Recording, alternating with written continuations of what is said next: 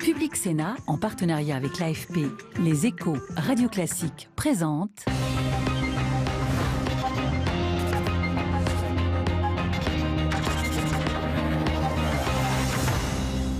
Le président du groupe socialiste au Sénat est l'invité de l'épreuve de vérité. Bonsoir Didier Guillaume. Bonsoir Michel Grossier. Et merci d'être avec nous à ce rendez-vous de Public Sénat avec l'AFP, avec Radio Classique et avec Les Échos. Vous répondrez à 3 grandes questions. C'est le schéma de cette émission, vous le connaissez. Est-ce que vous êtes à 100% derrière Benoît Hamon, qui a rendu visite aujourd'hui aux sénateurs socialistes, hein, vous qui étiez, je le rappelle, il y a peu le directeur de la campagne de Manuel Valls. Vous le direz à Lucille Bréau. Deuxième question, Emmanuel Macron, seul à se qualifier pour le second tour avec Marine Le Pen, hein, d'après les derniers sondages, n'est-il pas en fait votre candidat logique, celui avec lequel vous seriez le plus en phase?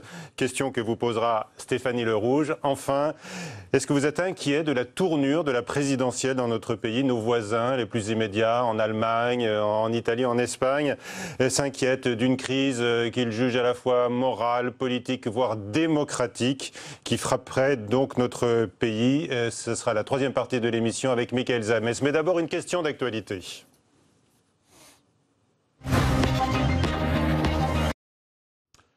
François Fillon est donc reparti aujourd'hui même en campagne, après avoir présenté ses excuses aux Français, à tous les Français. Est-ce que vous les acceptez? Est-ce qu'elles vous suffisent?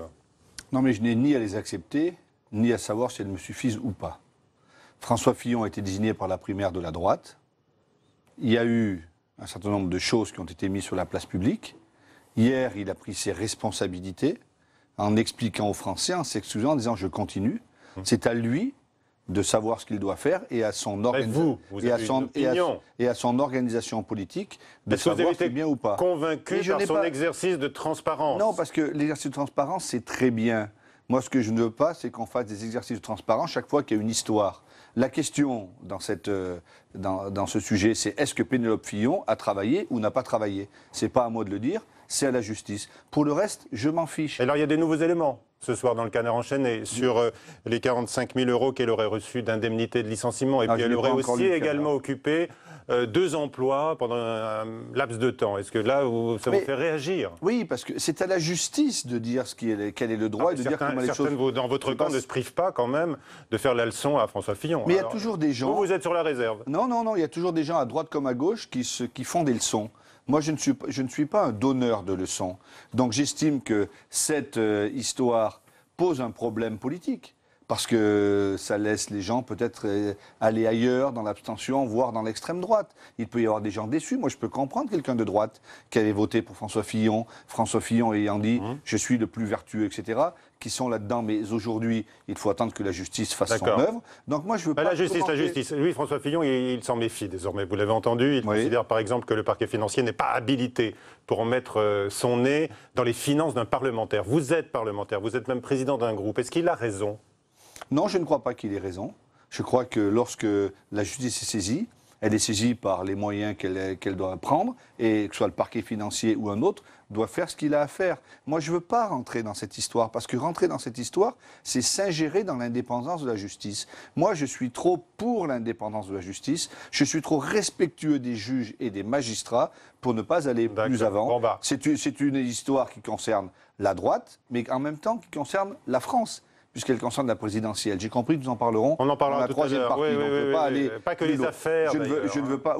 Je ne veux pas aller plus loin sur ce sujet. Oui. François Fillon a pris ses responsabilités, celles qu'il pensait devoir prendre, son organisation politique également. Nous verrons dans les jours qui viennent ce que diront les sondages et comment les gens réagiront. D'accord. Lui dit, il n'est pas le seul à droite. Je suis victime d'un complot qui empêche à la droite de présenter et de faire adopter même un programme d'alternance. Alors, sur la notion du complot, là, vous pouvez peut-être réagir. Franchement, complot, je ne crois pas qu'il y a complot. Qu'est-ce que ça veut dire, complot?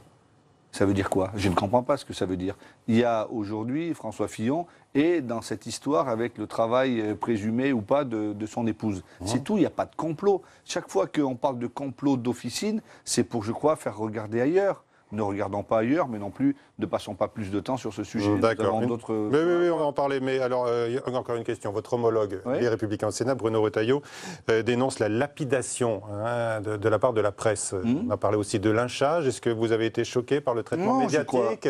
Non, je crois qu'il a tort. On sait bien aujourd'hui que la presse, les réseaux sociaux, tout cela va vite. La presse fait son travail, que ça plaise ou que ça ne plaise pas. Je pense que lorsque la presse évoque des sujets, met des points sur la table, c'est qu'ils ont été vérifiés. Il n'y a rien à se reprocher pour vous. Ah ben ça, c'est pas à moi de dire.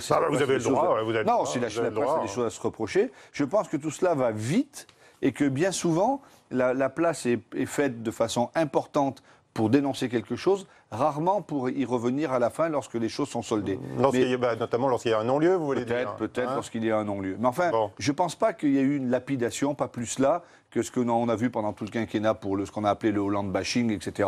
Aujourd'hui, nous vivons à l'ère de l'immédiateté, à l'ère de la communication à outrance, des réseaux sociaux, de la communication en 140 signes, et la presse est libre de faire ce qu'elle veut dans ce pays.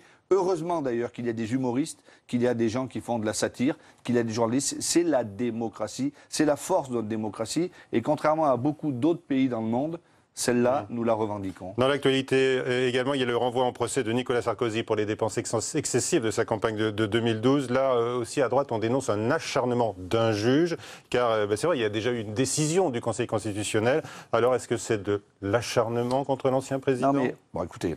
Je crois il fait appel. Oui, mais il fait appel. Là, acharnement. On est encore dans une. Non, on est encore dans une. Pas d'acharnement. Non, on est encore dans une procédure judiciaire. Bon, et visiblement, il y a eu un renvoi.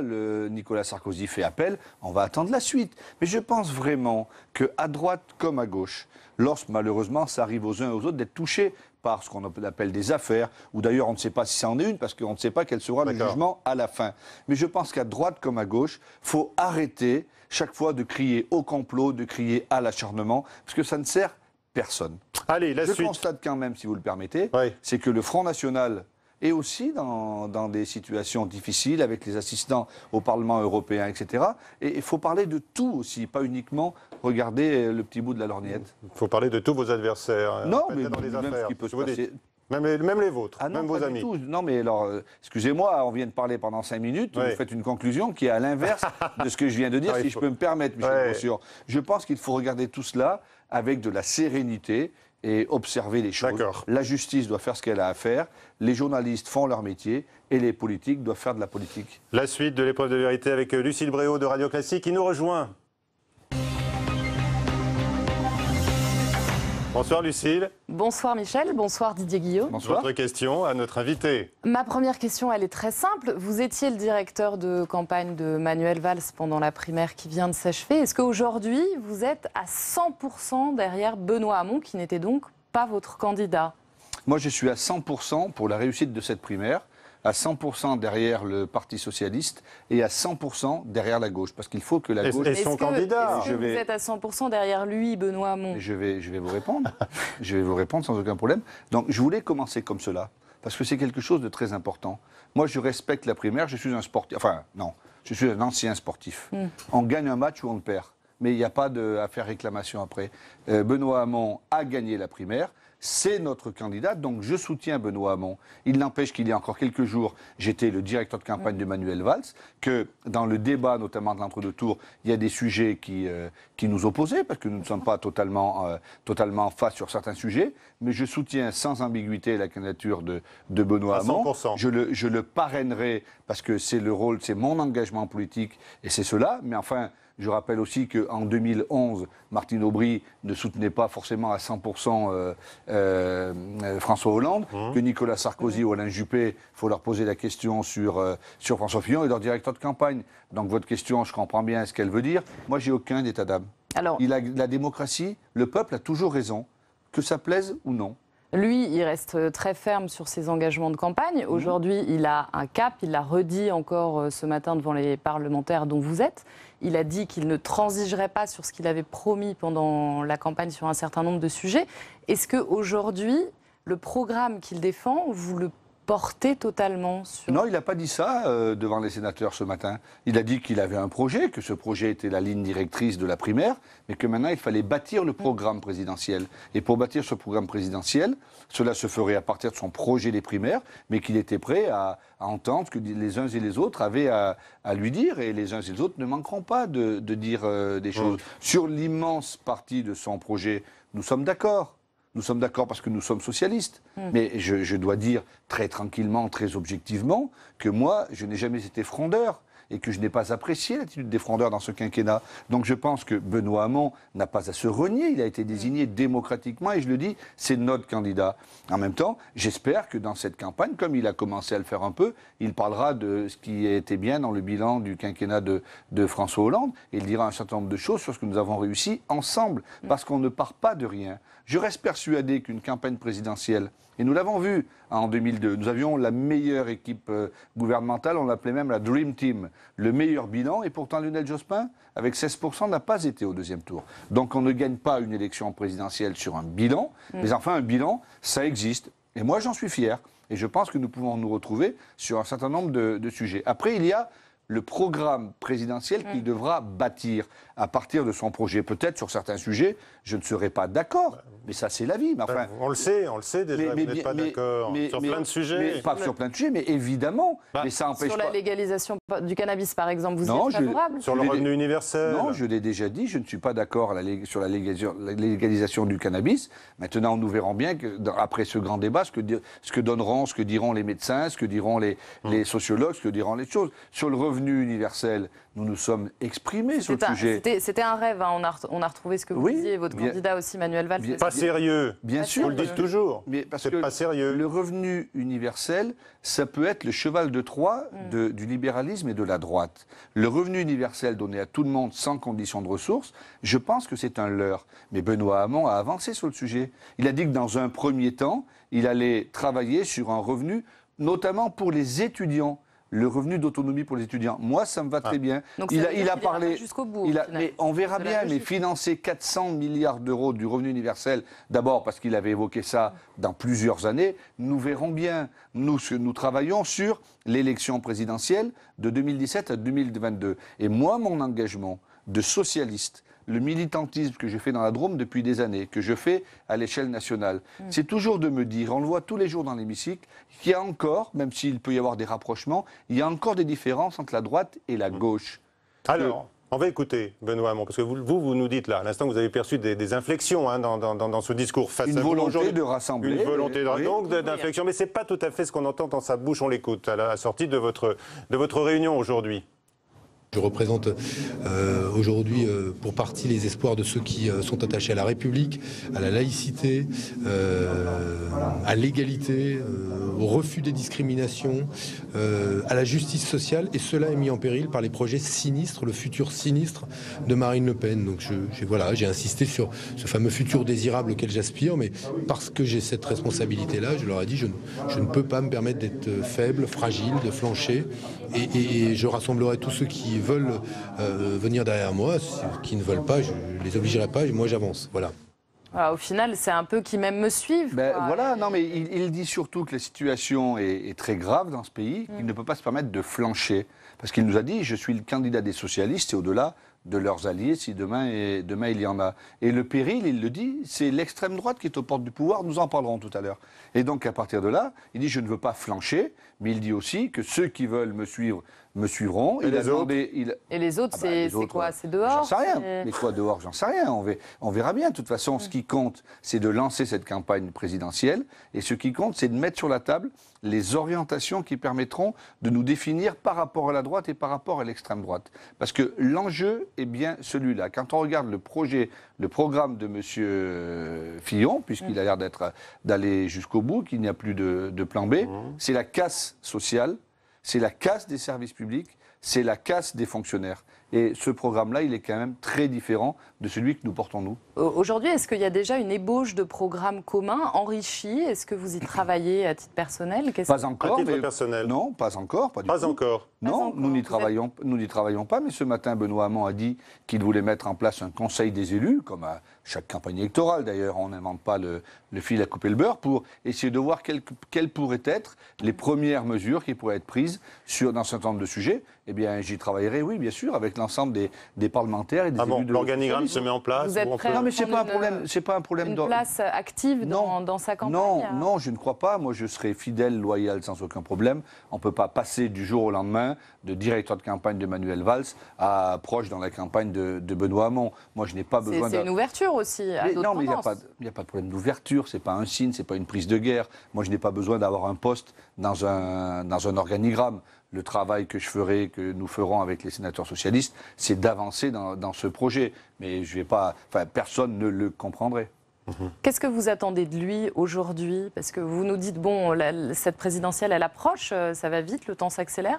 Il n'y a toujours pas de projet qui est finalement sorti de cette primaire qui mette tous les socialistes d'accord. Qu'est-ce qu'il faut attendre de lui aujourd'hui? Et ce n'est pas la première fois. Enfin, vous pensez que tous les républicains sont d'accord? J'ai encore entendu tout à l'heure sur votre antenne un certain nombre de sénateurs qui s'expriment. Vous pensez qu'ils sont d'accord? Non. Vous pensiez qu'en 2011, tous les socialistes étaient d'accord? Non. Mais c'est bien normal. Il y a un projet qui est porté par un homme ou une femme, en l'occurrence un homme, Benoît Hamon. Il a été élu sur la primaire. J'attends de lui maintenant qu'il passe de la primaire à la présidentielle, qu'il se présidentialise. Il a dit qu'il pensait que ce n'était pas essentiel, évidemment. Mais enfin, il faut aussi montrer qu'il peut être le prochain président de la République. C'est-à-dire, vous dites qu'il se présidentialise. Qu'est-ce que ça veut dire, se présidentialiser? Il n'a pas la carrure encore aujourd'hui tout à fait d'un président de la République? Pas du tout. Je dis simplement se présidentialiser, c'est avoir un programme présidentiel qui embrasse l'ensemble des sujets de la société. Je pense que sur l'international, sur l'Europe, il doit avancer encore un peu plus sur le terrorisme. Et ça, c'est normal. La campagne démarre. Vous savez, si on vous posait la question à vous, quel est le programme ou le projet présidentiel d'Emmanuel Macron, vous seriez incapable de le dire, puisqu'il a dit lui-même qu'il présenterait mi-février ou je ne sais trop quoi. Le programme de M. Fillon, on le connaît, il va maintenant le développer. C'est la présidentielle. Marine Le Pen a présenté l'ébauche de son programme ou la quasi-totalité de son programme dimanche dernier. C'est normal. Vous savez, les gens, lorsqu'ils votent à l'élection présidentielle, c'est l'élection reine. Ils sont nombreux à voter. J'espère qu'ils seront nombreux encore cette fois. Mais ils fixent leurs décisions dans les derniers moments. Quand on regarde les sondages, l'électorat qui est sûr de voter pour un tel, il est très faible, y compris pour M. Fillon, comme pour Benoît Hamon, comme pour d'autres. Le seul électorat dans les études d'opinion qui se dit « je suis sûr d'aller voter pour », c'est l'électorat pour Mme Le Pen avec un gros pourcentage. Alors, sur un point très précis, en ce qui concerne la loi travail, ça a été un objet de débat pendant la campagne, pendant la primaire.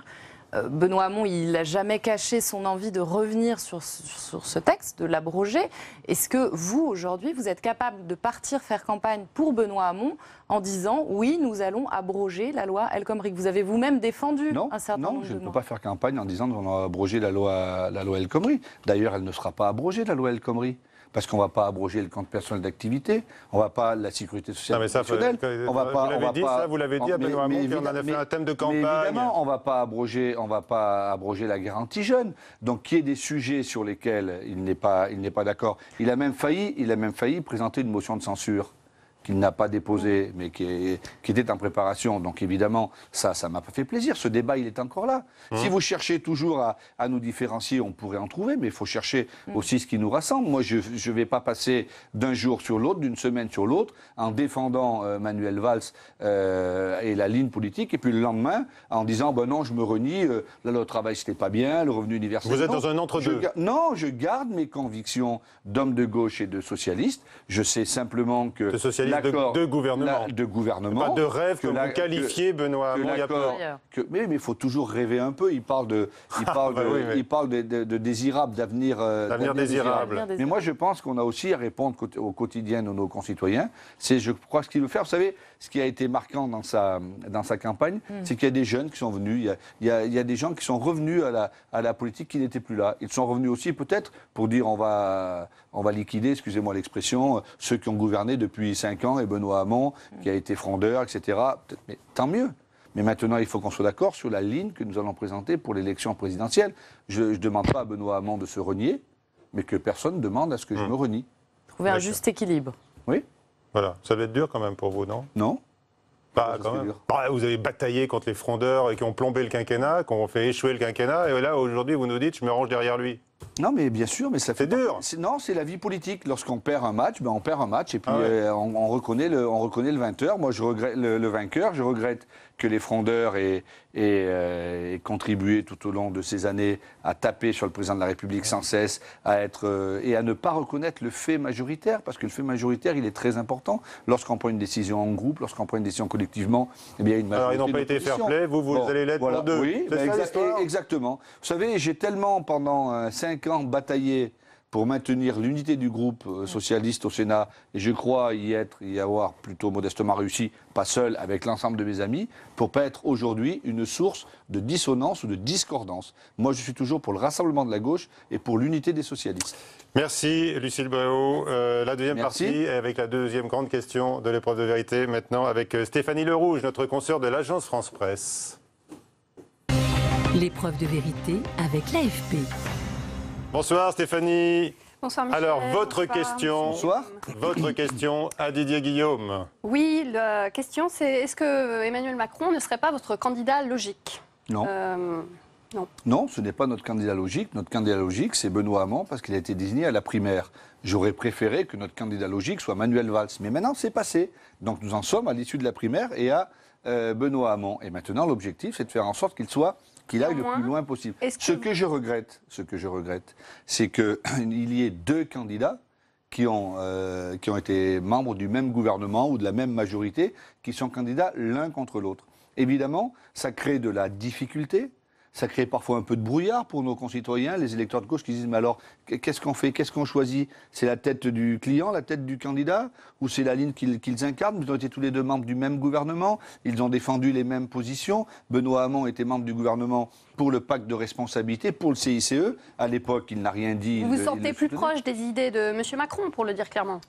Non, mais je crois que nous devons regarder. Non, mais sur les idées. Mais aujourd'hui, Emmanuel Macron, aujourd'hui, Emmanuel Macron dit ni droite ni gauche. Non, il dit et de droite et de gauche. Ce n'est pas ma conception de la vie politique.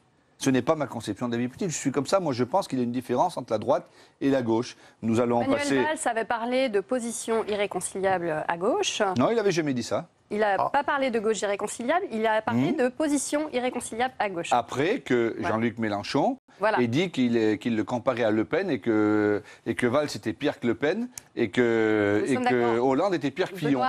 Pire que Sarkozy. Non, mais il faut dire les choses. A proposé un contrat de gouvernement à ELV et à Jean-Luc Mélenchon, que vous venez de citer. Qu'est-ce que vous pensez de cette alliance qu'il propose à M. Mélenchon? Elle ne se fera pas. Mais tout le monde le sait, lui-même, il nous l'a dit ce matin.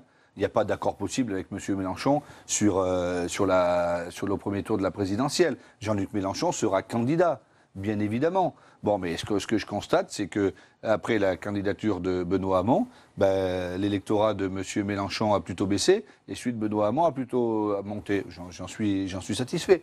Pour les écologistes. Et donc, pour vous, il doit cesser de lui tendre la main? Oui, je pense qu'il doit rassembler et équilibrer son rassemblement. Il l'a fait au niveau des électeurs qui souhaitait voter Jean-Luc Mélenchon, peut-être parce qu'il ne voulait pas soutenir le bilan de ce gouvernement, ce que je peux regretter.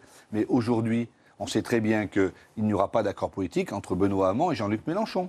Y compris au niveau des législatives, pour vous, il n'y a aucune chance qu'il y ait cette majorité rouge-rose-verte qui... mais je ne sais pas, je ne crois pas, mais moi, c'est ce que M. Chassaigne a proposé, par exemple. Oui, j'ai entendu ce que disait André Chassaigne, et j'ai lu plutôt la dépêche AFP. Oui, le patron des députés Front de Gauche. Mais, enfin, on ne peut pas être sans cesse opposés les uns aux autres, et puis se dire on se rassemble pour garder des postes, etc. Donc la gauche plurielle, c'est fini. Les Français n'en veulent. C'est ça que vous nous dites. Mais oui, parce que la gauche plurielle, c'est fini. L'union de la gauche de 81, c'est fini. La gauche plurielle de 97, c'est fini. Aujourd'hui, il faut créer une gauche qui se rassemble sur des idées. Il peut y avoir des électeurs communistes, des électeurs écologistes. Et visiblement, c'est un point de désaccord important que vous avez avec M. Hamon, puisque lui ne cesse ces derniers temps de taper sur Emmanuel Macron, si je puis utiliser cette expression et qu'au contraire, il se montre très ouvert vis-à-vis de sa gauche.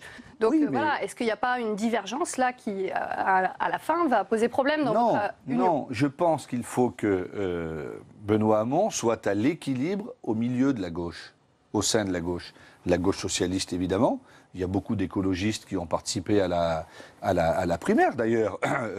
François de Rugy et Jean-Luc Benamias ont fait X fois plus de voix que n'en a fait Yannick Jadot, le candidat Europe Écologie Les Verts, dans leur propre primaire à eux. Les électeurs écologistes ont voté plus dans la belle alliance populaire que dans la... Bon, mais par contre, je pense qu'un accord avec des écologistes doit se faire, parce qu'aujourd'hui, la social-démocratie, c'est la social-écologie. Mais je crois que nous avons besoin, et Benoît Hamon a besoin, de parler aussi sur un équilibre avec les électeurs. Par exemple, les 800 000 et quelques électeurs qui ont voté pour Manuel Valls au deuxième tour de la primaire de la gauche, c'est évident. Il ne peut pas s'adresser uniquement à Jean-Luc Mélenchon et ne pas s'adresser à ses électeurs, parce qu'il y aura besoin de tout le monde. Je pense qu'il va faire... Hamon doit se retourner vers Emmanuel Macron pour essayer de trouver un accord avec lui? Non, je ne crois pas. Je ne crois pas pour l'instant. Pour l'instant, Benoît Hamon est le candidat des socialistes et de la belle alliance populaire. Emmanuel Macron est sur une autre piste. Nous verrons sur une autre bien. planète. Non, mais dans une autre voie. On va l'écouter, Emmanuel Macron. Qui n'est pas tout à fait la nôtre. On va l'écouter. Ni droite ni gauche, et droite et gauche, avec des personnalités de tous bords. À un moment, il faudra voir le programme d'Emmanuel Macron. Moi, je répondrai plus précisément à quand vous saurez ce qu'il propose. Oui, mais pour l'instant, voilà ce qu'il propose. On l'écoute. Il ratisse large. On l'écoute. C'était lors de son meeting, bien sûr, à Lyon, ce week-end. Toutes les grandes choses, nous les avons faites à chaque fois, en apportant chacun ce qui nous faisait. Les sociodémocrates français et les progressistes de gauche peuvent-ils se reconnaître lorsqu'on ne veut plus du travail et qu'on s'affranchit du réel? Non. Les radicaux de gauche et les radicaux de droite, et comment ne pas en parler, dans cette belle ville de Lyon, la patrie et la grande ville d'Édouard Herriot, n'ont-ils pas leur amour de la laïcité à apporter à notre projet commun? Les centristes n'ont-ils pas eux aussi cet attachement européen indéfectible? Alors, vous entendez cet appel? L'amour du travail, l'amour de la laïcité. Le rassemblement des progressistes. Le rassemblement des progressistes. Oui, non, parce que... Vous êtes sous le charme. C'est un discours de campagne, c'est un show. J'attends des précisions. Évidemment nous pouvons nous retrouver sur plein de sujets. Heureusement quand même. D'ailleurs, ici au Sénat comme à l'Assemblée nationale, il y a beaucoup de lois qui sont votées à l'identique, la droite et la gauche. Heureusement qu'il y a ça. C'est pas la guerre, la politique. Sur un certain nombre de sujets, je suis entièrement d'accord avec Emmanuel Macron. J'ai écouté son show à Lyon lorsqu'il parle du régalien, lorsqu'il parle de créer des postes, lorsqu'il parle de sécurité, lorsqu'il parle de l'Europe. Je n'ai aucun problème là-dessus. Qu'est-ce que vous pensez de sa proposition de transformation de l'ISF? Eh bien, j'allais vous le dire. Lorsqu'il parle de supprimer l'ISF tout parti, j'attends de voir de quoi il retourne, parce qu'il y a aussi des symboles. Dire je vais supprimer l'impôt de solidarité sur la fortune, c'est pas un symbole à donner au moment où il y a tant de gens qui souffrent. Donc j'attends ces propositions. Sur l'économie, je pense qu'il y a plein de sujets sur lesquels on peut se retrouver d'accord, mais moi je ne suis pas pour une mutuelle universelle. Je ne suis pas pour changer totalement la CEDIC. Donc il faut attendre. Je pense vraiment, et c'est pas pour taper en touche ou de la langue de bois. Il faut attendre ce qu'il proposera. Mais moi je soutiens Benoît Hamon. Mais je souhaite qu'il y ait une convergence, parce qu'il y a un deuxième tour. Il y a un premier tour et un deuxième tour. Vous avez vu les sondages? Comment elle peut se faire, la convergence? Moi, je vais vous dire plusieurs choses. Est-ce que celui qui est le moins bien placé dans les sondages doit se retirer, comme le dit par exemple Jean-Pierre Sueur et puis beaucoup d'autres? Non, je pense qu'il faut absolument qu'il y ait quelqu'un de gauche au deuxième tour de l'élection présidentielle. Et en tout état de cause, au deuxième tour de l'élection présidentielle, moi, je voterai pour celui qui sera face à l'extrême droite. Que ce soit François Fillon, que ce soit Emmanuel Macron, que ce soit Benoît Hamon. Là-dessus, je n'ai aucun état d'âme sur le sujet. Comment va se faire le choix? Le choix entre Emmanuel Macron, entre Benoît Hamon, lequel des deux? C'est les électeurs qui vont trancher. Là, vous parlez du second tour. Oui, au second tour. Mais vous parlez de pour accéder au premier tour, il faudrait peut-être qu'il y ait un accord. Nous allons attendre encore un mois, nous allons voir ce que vont donner les sondages, et puis nous serons amenés à en reparler de toute façon. Donc le sujet est quand même sur la table. Quoi? Je veux dire, l'ordre d'arrivée indiqué par les sondages va peser dans votre choix entre Macron et Hamon, je vous comprends bien. Non, pas du tout, pas du tout. Je dis, on va attendre ce qui va se passer dans le mois qui vient. Vous ne savez si pas. Macron continue de galoper en tête des sondages, qu'est-ce que vous ferez? Mais ça sera un sujet politique que nous devrons aborder donc le sujet reviendra sur la table. Mais dans un mois ou dans 3 semaines ou dans un mois et demi, je n'en sais rien. Tout ce que je sais, c'est qu'à partir du mois de mars, les candidatures seront figées et personne ne peut arrêter ou ne peut revenir. Donc notre objectif à nous, c'est d'arriver à trouver des concordances entre les candidats de gauche pour un rassemblement possible pour le deuxième tour. C'est le b.a.-ba, c'est comme dans toutes les élections. Non, mais de toute façon, vous voterez contre le Front National, on l'a compris. Bien sûr. Je veux dire, la convergence, c'est même pas la peine de la chercher, puisque vous voteriez même Fillon. Non, mais d'accord, mais enfin, pas de la même façon. Moi, j'ai voté pour Jacques Chirac en 2002, au deuxième tour d'élection présidentielle en 2002. J'avoue que j'étais dans une drôle de situation. Parce que c'est la première fois de ma vie que je votais à droite. C'est la vie, on peut avoir des fidélités, mais en même temps, sans aucun état d'âme. Bon, si au deuxième tour, il y avait François Fillon et Marine Le Pen, je voterais pour François Fillon, pour éviter évidemment que Marine Le Pen accède au pouvoir. Mais enfin, ça ne serait pas la même chose. Parce que Jacques Chirac n'a rien fait ou pas grand-chose du mandat de 2002 à 2007. Il n'y avait pas de problème particulier. Là, quand même, les arrêts du projet de François Fillon sont terribles pour la France et les Français, pour ceux qui souffrent. Donc je vais mettre toute mon énergie dans les semaines qui viennent pour que nous ayons un deuxième tour avec Benoît Hamon face à Marine Le Pen. Ce sera plus facile de voter. Manuel Valls, dont vous étiez le directeur de campagne, il doit jouer un rôle dans cette campagne aussi? Non, mais pour l'instant, est-ce que Nicolas Sarkozy en joue un? Est-ce qu'Alain Juppé en joue un? Est-ce que Martine Aubry en a joué un? Au téléphone, il est très présent, dit-on, l'ancien chef de l'État. Manuel Valls peut-être téléphone-t-il aussi. C'est vous qui l'avez plus que nous. Pour l'instant, il est en congé. Il se repose après 5 ans de gouvernement, après cette primaire, c'est bien normal. Et puis de toute façon, il va revenir dans la campagne ou il va attendre gentiment la rentrée? Il n'attend pas gentiment ni la rentrée. C'est un homme politique d'expérience, c'est un homme politique de haut niveau. Et sa voix continuera à compter, n'en doutons pas. Ça sera structuré. Il y aura un mouvement structuré, un parti. Il a lancé un mouvement. Hein. Non. Comment un parti? Un club. Est-ce qu'il doit autour de Manuel Valls un courant Non, mais il n'y a pas de courant. On est dans la présidentielle. Nous sommes dans la présidentielle. Il n'y a pas de courant. Simplement, il a fait plus de 800 000 voix au deuxième tour de la primaire sur des idées qui sont les siennes, qui sont partagées par beaucoup de parlementaires, beaucoup d'élus locaux et plus de 800 000 citoyens. Ces idées-là continueront à exister, à compter, à peser dans le débat. Mais ce n'est pas le sujet. Pour l'instant, nous sommes à la présidentielle, à 8 semaines de l'élection présidentielle. Vous approuvez l'exclusion des députés socialistes aujourd'hui qui viendraient à parrainer demain Emmanuel Macron, oui ou non? Non, mais on n'en est pas là. Si, la position a été réaffirmée par votre patron, Jean-Christophe Cambadélis. Le premier secrétaire du PS dit ce qu'il veut. Et vous, alors vous répondez quoi? Moi, je dis ce qu'il veut. Vous êtes pour ou vous êtes contre? Aujourd'hui, à force de parler d'exclusion avant que les choses se passent, je pense que ce n'est pas une bonne chose. Donc attendons de voir comment les choses évoluent. Donc vous êtes plutôt contre, quoi. Hein, ça ne vous plaît pas, cette idée d'exclure certains élus? Moi, je n'aime pas exclure. Je n'aime pas excommunier. Je n'aime pas virer les gens. Mais il faudra que chacun prenne ses responsabilités. Moi, je donnerai mon parrainage d'élu à Benoît. Vous l'avez dit. Voilà, donc j'ai pas de problème. D'autres ont le droit de le donner à Emmanuel Macron. On discutera. Tout le monde a le droit de faire ce qu'il veut ou de ne pas donner de parrainage du tout. D'accord. Vous disiez tout à l'heure que ne pas être mauvais perdant, c'est respecter le match. Donc, oui. Pourquoi cette règle que vous appliquez à vous, vous ne l'appliquez pas aux autres? C'est-à-dire que c'est assez logique finalement que M. Cambadélis veuille exclure ceux qui parraineraient un autre candidat. Mais il ne vous a pas échappé qu'il y a des parlementaires qui n'ont pas participé au match. Il y a des parlementaires qui ont déjà choisi de soutenir Emmanuel Macron. Et qui n'étaient pas qui n'ont pas voté, qui n'ont pas pris part. Ils sont ceux-là exonérés de la belle alliance populaire. Donc nous verrons comment on verra. Évoluent. En tous les cas, on a senti votre différence d'approche de ce sujet. Merci Stéphanie Le Rouge. Dernière partie de l'épreuve de vérité maintenant avec Michael Zamès qui nous rejoint.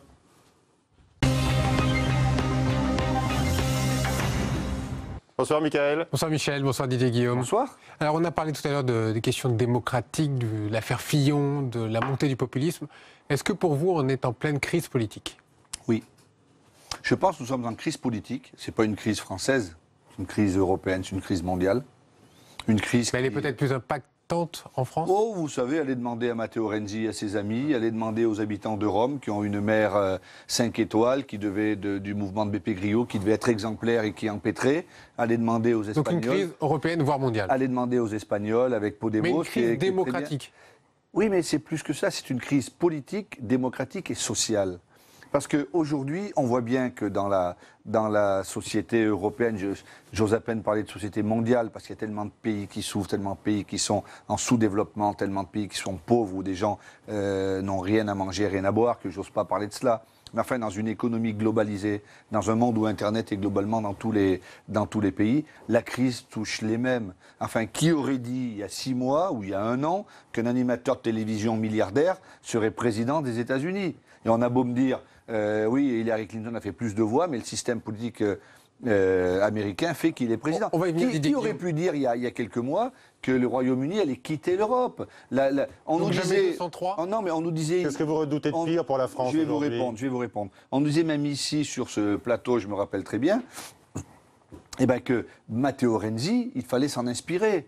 Que Matteo Renzi était beaucoup plus jeune que Manuel Valls. On se souvient de la visite de Manuel Valls à Matteo Renzi. Matteo Renzi son frère en politique. Matteo Renzi a été liquidé. Je me rappelle de ce qu'on disait de Syriza et de Tsipras en Grèce, que beaucoup d'ailleurs de parlementaires communistes, socialistes politique, comme vous dites, allés là-bas. Et oui. Ça vous inspire quoi?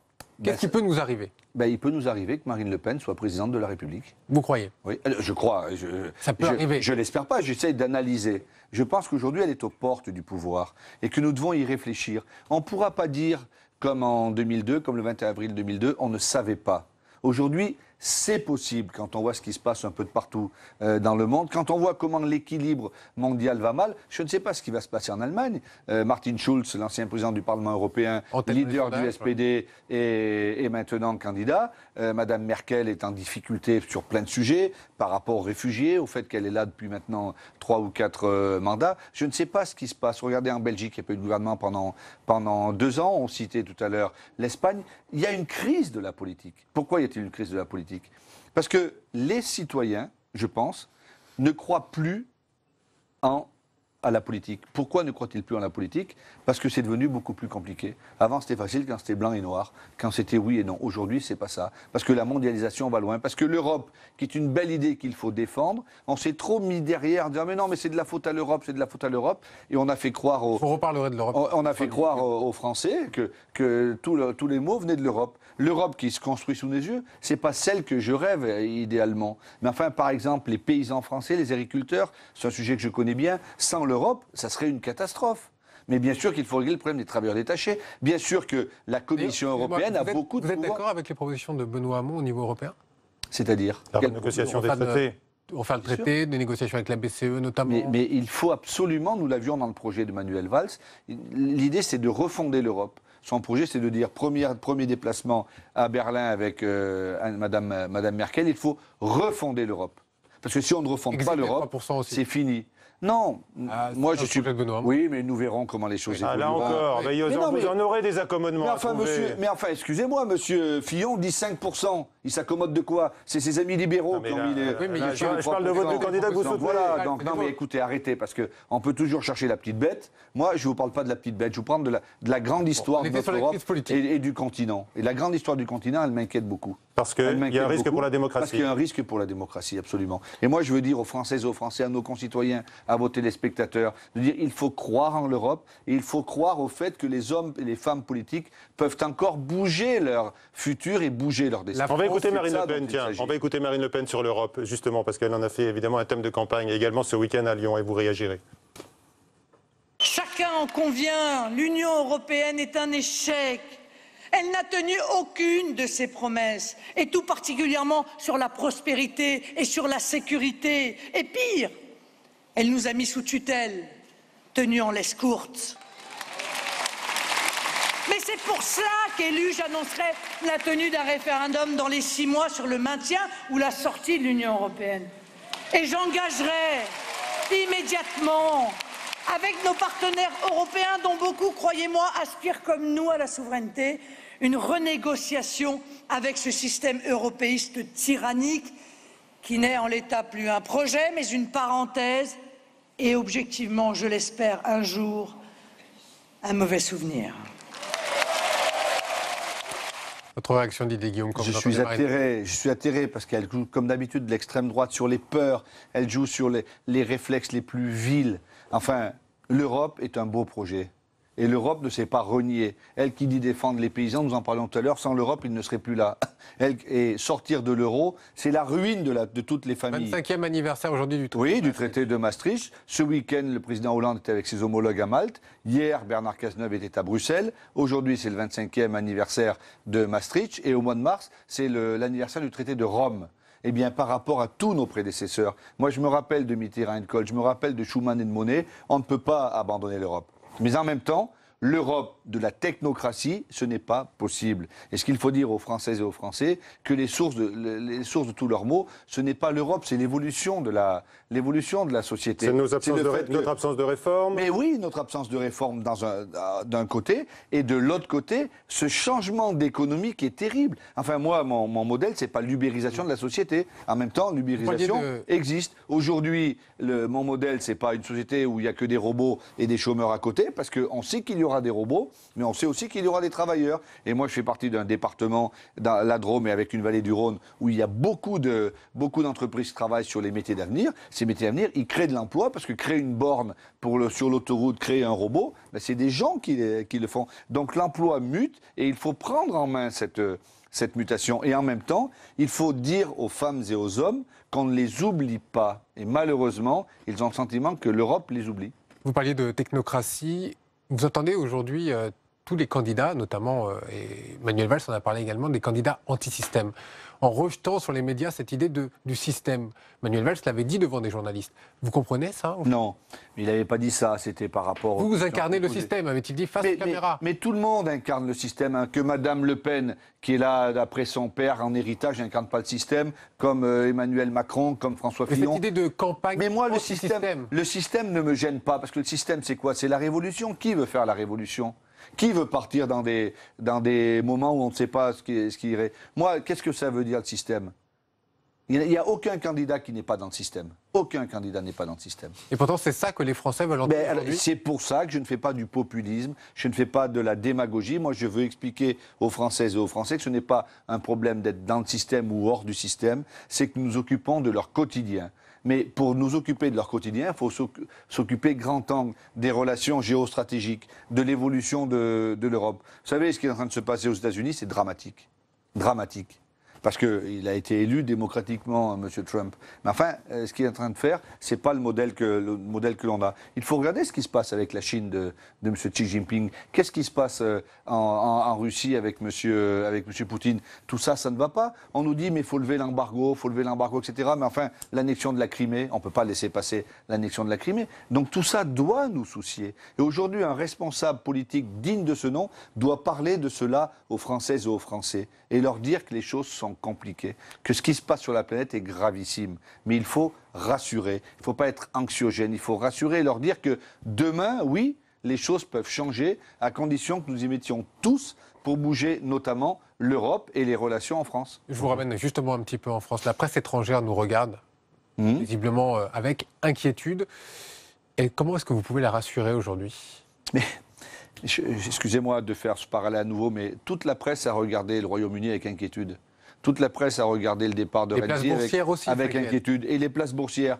Toute la presse a regardé Podemos avec inquiétude. Et toute la presse regarde l'Allemagne avec inquiétude. Et les places boursières s'inquiètent. Simplement, aujourd'hui en France, il y a un véritable problème. Parce que ce qui vient de naître sous nos yeux, avec la situation de monsieur Fillon, avec une gauche qui est divisée, avec une extrême droite qui tient des discours terribles et qui est haut dans les sondages, inquiète. Vous imaginez ce qui se passerait en Europe si Mme Le Pen devait être élue? La France, dernier rempart contre le populisme, ça peut tenir encore jusqu'à quand? Oui, je pense que ça peut tenir encore jusqu'en avril 2017, j'espère, mai 2017. J'espère, mais ce n'est pas totalement sûr. C'est la raison pour laquelle il ne faut rien céder au populisme, rien céder à la démagogie, rien céder à la facilité. Et moi, je pense qu'il faut l'affirmer tous les jours auprès de nos concitoyens et leur dire clairement que la sortie de l'euro, c'est la ruine de la France, c'est la ruine des Français. Mais de qui? Pas des gros, pas de ceux qui ont beaucoup d'argent. La ruine des petits épargnants. La fin de l'euro, c'est la ruine des petits épargnants. Vous le dites à votre candidat aussi, pas de démagogie, vous le dites aussi? Bien sûr, mais je crois que Mais moi, je vous donne ma position. Je pense que la démagogie est mauvaise pour tout le monde. Vous le dites aussi à votre candidat. Mais je le dis à tout le monde. D'accord, y compris à Benoît Hamon. Une question encore d'actualité à propos de ce jeune Théo qui a été victime de violences policières. À Aulnay-sous-Bois, il a reçu d'ailleurs à son chevet aujourd'hui la visite de François Hollande. Qu'est-ce que vous avez envie de dire là-dessus? Ce jeune a exhorté les jeunes à ne pas faire la guerre dans les quartiers, après trois nuits agitées. J'ai trouvé que ce jeune était nickel. Il était formidable, il a été agressé, l'enquête dira ce qu'il en est, je vous dirai un mot sur la police après. Oui. Et en même temps, il dit on se calme, pas d'affolement. Voilà, c'est ça la jeunesse que j'aime. Et alors, parce que, comme diraient certains, parce qu'il est black, parce qu'il a les cheveux crépus, c'est un délinquant? Non. Et sur la police, vous voulez dire quoi, Didier? Moi, je défends toujours la police. Je défends toujours les forces de l'ordre, les gendarmes, les policiers qui font un travail, les douaniers qui font un travail difficile. En même temps, comme dans tous les corps de métier, il peut y avoir des dérapages. Et bien, ces dérapages doivent être condamnés. Mais c'est comme en politique, c'est comme dans tous les sujets. Un dérapage ne doit pas condamner l'ensemble. Un dérapage, même si certains éléments. Enfin, un dérapage grave, attention, je dis dérapage, c'est peut-être pas le mot adapté, mais... Les faits sont très graves, évidemment, qui sont imputés aux forces de police, d'après leur rapport à eux. Et ce jeune homme se serait montré très agressif lors de son interpellation, donc ça vous encourage encore à défendre toujours la police? Ah oui, moi je défends toujours la police. Toujours la police, mais je n'accepte pas qu'il y ait des dérapages ou des choses. L'enquête dira ce qu'il en est. Et je dis, il ne faut pas stigmatiser. Moi, j'en ai marre de la stigmatisation. De la police? Non, de la stigmatisation des jeunes. Parce qu'on entend les discours anti-jeunes. Voilà, c'est une réalité. Donc, de l'équilibre. Merci à vous, merci Mickaël, merci à tous d'avoir été avec nous ce soir. La semaine prochaine, c'est François Bayrou qui sera l'invité de l'épreuve de vérité. À très vite.